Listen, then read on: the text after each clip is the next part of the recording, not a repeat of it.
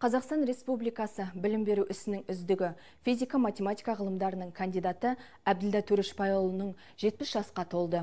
Мерейлі жас иесіне өзі еңбек ететін Қорқыт атындағы Қызылорда университетінің ұжымы құрмет көрсетті.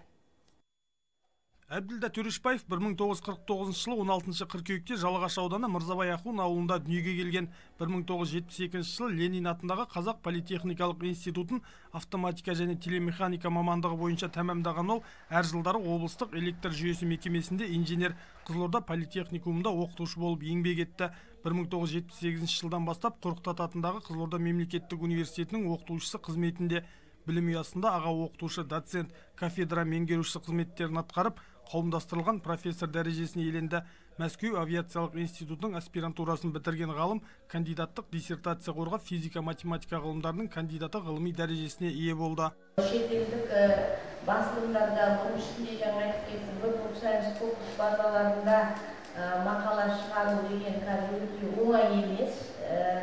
Және де осындай жасқа келіп, осындай әлеуеті жоғары маманның болғаны біз үшін үлкен мақтаныш.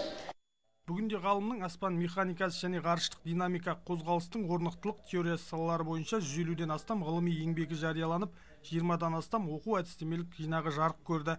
Әбділда Төрішбайұлының ғылымға қосқан үлесі бір төбе, шәкірт тәрбиелеудегі еңбегі ел жадында. Жас мұғалімдерге бағдар беретін, олардың ғылыми жұмыстарына қамқорлық жасап, мақала жазуларына, диссертация қорғауларына әрдайым қамқорлығын аямайды. Осы уақытқа дейін қаншама университеттің дамуына, еліміздің дамуына көптеген үлесін қосып, ғалымдарды даярлап, шәкірттерді білім нәрімен сусындатып, қанаттандырды. Сонымен қатар Әбділда Төрішбайұлы ұлағатты ұрпақ тәрбиелеп отырған ардақты әке. Бүгінде әке тәлімін көрген ұл-қыздары ғылым білім саласында еселі еңбек етуде. Асқар Тәжиев, Санжар Мансұр, Шапағат Жаппасбай, Қызылорда телеарнасы.